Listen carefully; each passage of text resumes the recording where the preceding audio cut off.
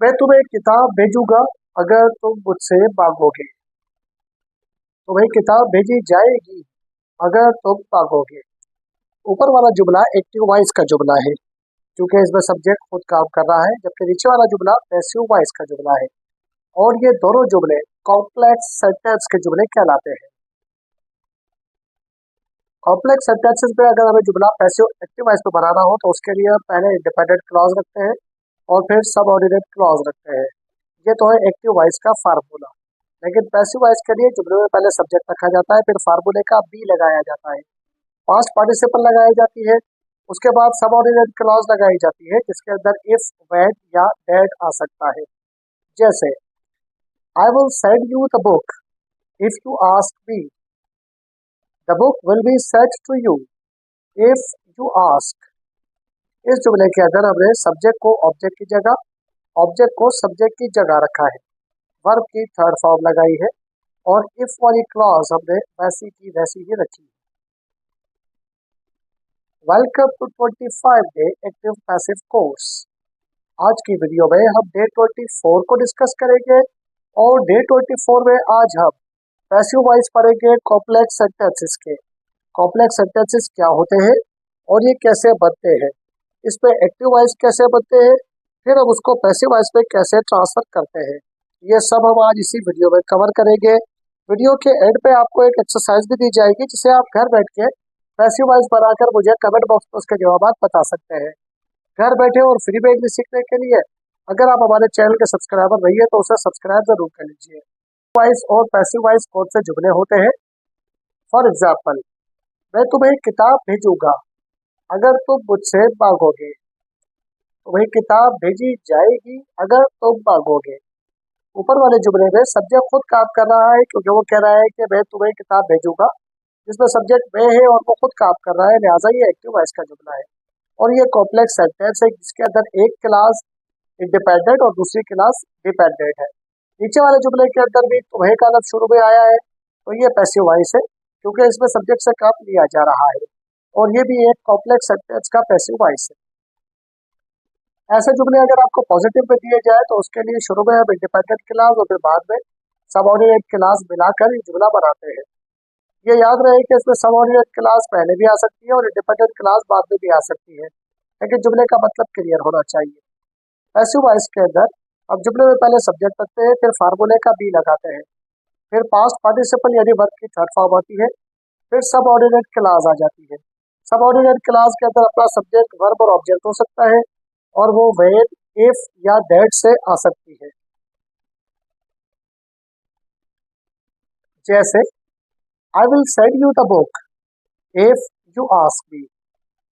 इस जुमले के अंदर शुरू का जो हिस्सा है I will send you the book, ये इंडिपेंडेंट क्लॉज है क्योंकि इसके अंदर अलग से जुमले का मतलब क्लियर हो सकता है।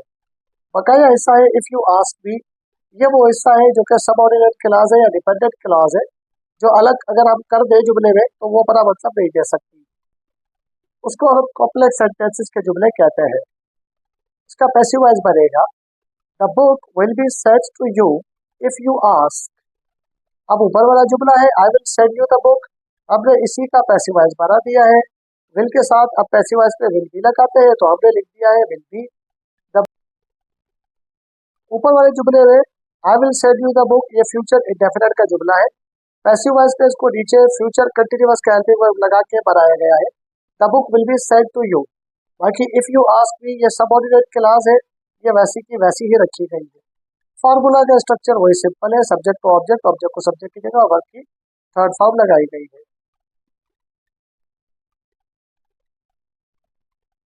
For example,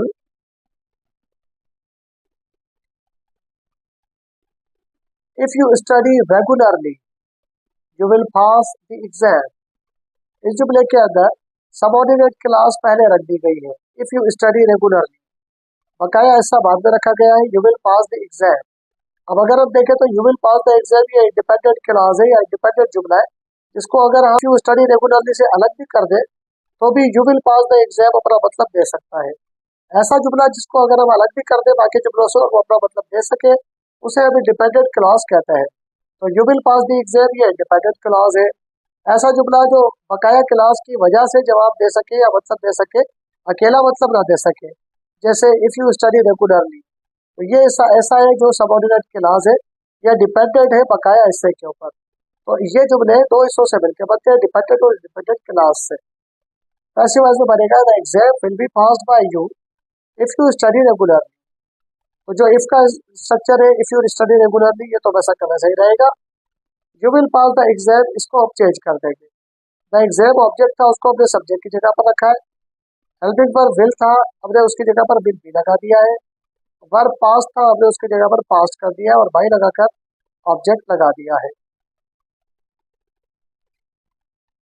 for example, the bed who help me is my friend.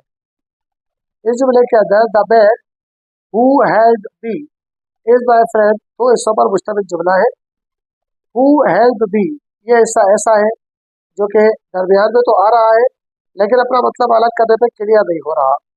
The bed is my friend ये एक ऐसा जुमला है जो अपना मतलब क्लियर दे सकता है, लिहाजा ये डिपेंडेंट और इंडिपेंडेंट क्लासेस का मजमूआ है।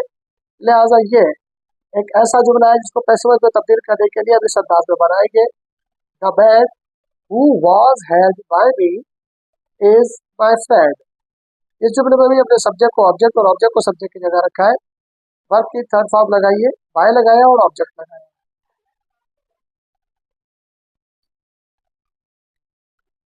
For example, the book which you recommended to me was excellent. अब इसके अंदर यू रिकमेंडेड टू मी ये एक ऐसा जुमला है जो सब ऑर्डिनेट क्लास है, बकाया ऐसा इंडिपेंडेंट क्लास है। द बुक वॉज एक्सीलेंट, लिहाजा पैसिव वॉइस भी अब इसी अंदाज में बनाएंगे। The book which was recommended to me was excellent. हमने सब्जेक्ट को ऑब्जेक्ट की जगह रखा है, ऑब्जेक्ट को सब्जेक्ट की जगह रखा है। वर्ब की थर्ड फॉर्म लगाइए, बाय लगाकर ऑब्जेक्ट लगाया है और सिंपल पैसिव वॉइस के फार्मूले से तब्दील किया है जुमला। बढ़ते हैं आज की एक्सरसाइज की तरफ, लेकिन एक्सरसाइज को देखने से पहले आज जो हमने स्ट्रक्चर सीखा है कॉम्प्लेक्स सेंटेंसेस के पैसिव वॉइस बनाना, ये थोड़ा सा कॉम्प्लेक्स है या मुश्किल है। घर बैठ के जुमलों की प्रैक्टिस जरूर कीजिए। जब तक आप जुमले नहीं बनाएंगे आपकी प्रैक्टिस नहीं होगी, और प्रैक्टिस नहीं होगी तो आपको जुमले समझ नहीं आएंगे।